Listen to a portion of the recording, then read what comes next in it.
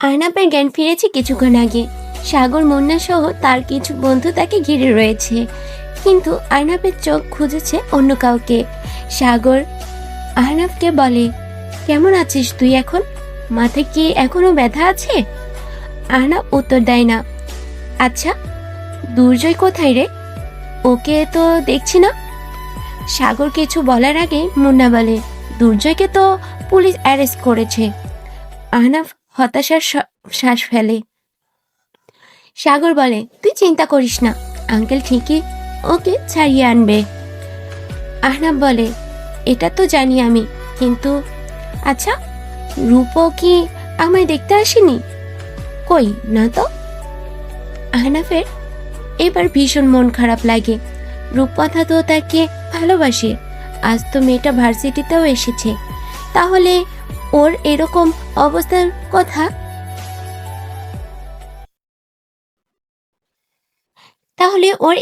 অবস্থার কথা জেনেও কেন দেখতে এলো না? আর্নাবের মনে হলো রূপকথায় এবার তার উপর একটু বেশি রেগে আছে, কিন্তু এই রাগ যে তাকে ভাঙাতেই হবে। আহনাফ রূপকথাকে ভালোবাসে, ওই মেয়েটা তাকে ভীষণ শাস্তি দেয়। রূপকথা ছাড়া অন্য কোনো মেয়ের দিকে কখনো তাকায়ও নি। রূপ ছাড়া অন্য কোনো মেয়ের কথা সে ভাবতেও পারে না। সেদিন যদি দুর্জয় বাজিতে হেরেও যেত, তাহলে রূপের গায়ে আঁচড় লাগতে দিত না সে। কিন্তু রূপকথা এই বিষয় নিয়ে তার ওপর রেগে আছে। এবার আহনাফের আর নিজেকে স্থির রাখতে পারছে না। রূপকথাকে ছাড়া তার ভালো লাগছে না। যত দ্রুত সম্ভব তাকে রূপকথার মান ভাঙাতে হবে। আহনাম ভাবনার মাঝেই তার সামনে উপস্থিত হলো আমিয়া। কেবিনের বাইরে থেকে বলে উঠল, আসতে পারি? আহনাম ভুরু কুচকে আমিয়ার দিকে তাকালো। তাকে দেখেই চোখটা চিকচিক করে উঠল। আমিয়া এসেছে, তার মানে কি রূপও এসেছে? আহনাফের মনের আশা জাগ্রত হলো। মনে মনে বলল, আমি জানি রূপ মুখে যতই বলুক ও আমাকে ছাড়া ভালো থাকবে না। হ্যাঁ আসো। আহনাফের অনুমতি পেয়ে আমিয়া হাঁপাতে হাঁপাতে ভেতরে এলো। আহনাফ আমিয়াকে একা দেখে হতাশ হলো। শুধালো, তুমি একাই এসেছো? রূপ আসেনি তোমার সাথে? আমিয়া দুপাশ মাথা নাড়ালো। আহনাফের হতাশা বাড়ে। আমিয়া বলে, আমি আপনার খোঁজ নিতে এলাম ভাইয়া, আরও একটা বিশেষ দরকারে এসেছি। কি দরকার? আহনাফ সন্দিহান স্বরে বলে উঠল। আমিয়া একটু ভীত স্বরে বলল, আপনার বন্ধু দুর্জয়ের ব্যাপারে জানার ছিল। কোথায় আছেন উনি এখন? সাগর বলে, ও তো জেলে। হ্যাঁ, সেটাই জানতে চাচ্ছি, কোন জেলে আছে আপনারা কি বলতে পারবেন? আহনাফের ব্যাপারটা খটকা লাগে। সে আমিয়াকে প্রশ্ন করে বসে, দুর্জয়ের ব্যাপারে জেনে তুমি কি করবে? আমিয়া কিভাবে বলবে, গিয়েও থেমে গেল। সত্যি তো, দুশ্চিন্তার বশে এখানে চলে আসলেও এখন তো কোনো যুক্তি দেখাতে পারছে না। আমিয়াকে চুপ দেখে আহনাফ বলে উঠল, তুমি কি দুর্জয়কে পছন্দ করো? আমিয়ার বুক ধপ করে উঠল। এই সত্যটা প্রকাশ হোক সে চায় নাই, তবে এখন আর অস্বীকারও করতে চায় না, তাই স্বীকার করে নিল, হ্যাঁ আমি দুর্জয়কে পছন্দ করি। বিশাল মার্টিনেজ গাড়ি নিয়ে পুলিশ স্টেশনে উপস্থিত হলেন আজিজুল চৌধুরী। তার চোখে মুখেই বিরক্তির ভাব স্পষ্ট। এই নিয়ে কয়বার তাকে জেলে আসতে হলো তিনি জানেন না। সবই হয়েছে এই ছেলের জন্য, নিজের ছেলের জন্য। তাকে ফেলেও দিতে পারছেন না, আবার শান্তিও নেই। আজও যথারীতি থানায় উপস্থিত হয়ে পুলিশ কমিশনারের সাথে দেখা করলেন তিনি। পুলিশ কমিশনার চায়ের কাপে চুমুক দিয়ে বললেন, আপনার ছেলেকে বন্দি করে রাখতে পারে এমন কোনো শক্তি কি আছে থানার? দোষ নেবেন না, একটা পরামর্শ দিই, নিজের ছেলেকে একটু শুধরে যেতে বলুন। এভাবে আর ওর জন্য কতবার থানায় এসে অপদস্থ হবেন। আজিজুল চৌধুরীর মুখ থমথমে হয়ে গেল। তিনি একজন বিশাল ব্যবসায়ী হবার পাশাপাশি শহরের অন্যতম পরিবারের সদস্য, যার যথেষ্ট সুনাম আছে, কিন্তু এই ছেলের জন্য তার সুনাম মাটিতে মিশে যাবার জোগাড়। কয়েকজন পুলিশ সদস্য দুর্জয়কে এনে দাঁড় করালো আজিজুল চৌধুরীর সম্মুখে। আজিজুল চৌধুরী ঘৃণা বিষিয়ে গেলেন।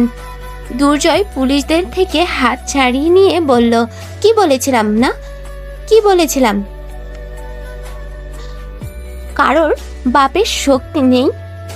এই আরহাম চৌধুরী দুর্জয়কে আটকে রাখে। আজিজুল চৌধুরী আর নিজেকে স্থির রাখতে পারলেন না, কষে থাপ্পড় বসিয়ে দিলেন দুর্জয়ের গালে। দুর্জয় বিনিময়ে হালকা হাসল। এসব আর তার গায়ে লাগে না।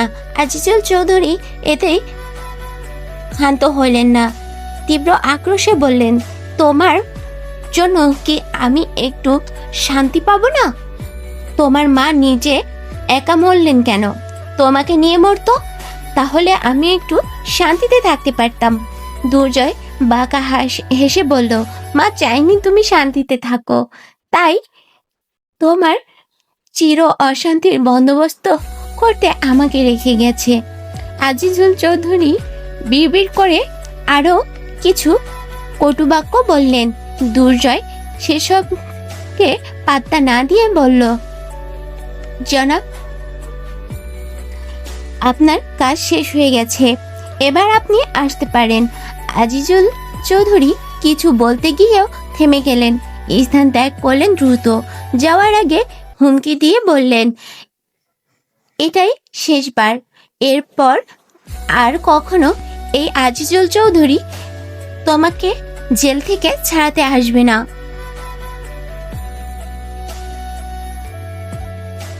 দুর্জয় গ্রাহ্য করল না তার কথা, কারণ এমন হুমকি সে আগেও শুনেছে, কিন্তু সে জানে এটা কেবল ফাঁকা বুলি। দুর্জয়কে ভালোবেসে না হলেও নিজের সম্মান বাঁচানোর জন্য হলেও আজিজুল চৌধুরী এভাবে বারবার ছুটে আসতে রাজি। আমিয়া মন খারাপ করে হাসপাতাল থেকে বেরিয়ে আসছে। আহনাফের কাছে দুর্জয়কে পছন্দ করার কথা বলার পর ওরা সব বন্ধুরা মিলে হাসাহাসি করেছে। আমিয়ার ওপর মুন্না নামক ওই ছেলেটা তাকে বলেছে, দুর্জয়কে ভালোবাসতে যেও নামে, জ্বলছে যাবে। আহনাফও বলেছে, দুর্জয় হলো আগুন আর তুমি পানি, তোমাদের এক হওয়া অসম্ভব। তাই মনে এসব আশা পুষে না রেখাই তোমার জন্য বেটার। আমিয়া এসব কথা গ্রাহ্য করতে চায় না। সে জানে সে একদিন ঠিকই দুর্জয়ের মনে ভালোবাসা সঞ্চার করবে, তাতে যদি তার ঝলসে যেতে হয় তাহলে তাতেই রাজি। আজ শুভ্র বাড়িতে ফিরতেই শামসুল চৌধুরী তাকে জোর দিয়ে বলল, সেদিন মেয়েটাকে দেখে আসার পর তো তোমার থেকে আর কোনো সাড়া পেলাম না। তুমি কি এই বিয়েটাতে রাজি না? আপত্তি থাকলে বলতে পারো, আমি জোর করব না। শুভ্র জানি এটা ডাহা মিথ্যা কথা। সে যদি আপত্তিও জানায় তবু তার বাবা এই বিয়েটা দেবেন, কারণ সেই বাল্যকাল থেকে দুই বন্ধু মিলে ঠিক করেছিলেন তাদের দুজনের ছেলে মেয়ের বিয়ে দেবেন। শুভ্র চায় না বারণ করতে বা আপত্তি জানাতে। আমিয়া মেয়েটা ভারী মিষ্টি, একদম ভালো লাগার মতোই। শুভ্র বেশ ভালো লেগেছে মেয়েটাকে। যেদিন প্রথম দেখেছিল নিজের ছাত্রী ভেবেই এতদিন দূরে ছিল, নেহাত ভদ্রলোক বলে। তবে এখন যখন সুযোগ এসেছে তখন হাতছাড়া কেন করবে? শুভ্র সম্মতি জানিয়ে বলে, আমার তোমার পছন্দ করা মেয়েকে বিয়ে করতে কোনো আপত্তি নেই। যদি ওই মেয়েরও এই বিয়েতে কোনো আপত্তি না থাকে তাহলে তুমি কথাবার্তা আগাতে পারো। শামসুল চৌধুরী প্রসন্ন হয়ে বলেন, আমার আশরাফের সাথে কথা হয়েছে, আমিয়া এই বিয়েতে দ্বিমত করেনি। এখন তুমিও যখন মত দিয়েছ তখন আমি নিশ্চিন্তে বিয়ের কথাবার্তা আগাতে পারবো। কথাটা শুনতেই অদ্ভুত প্রশান্তি বয়ে গেল শুভ্রর মনে।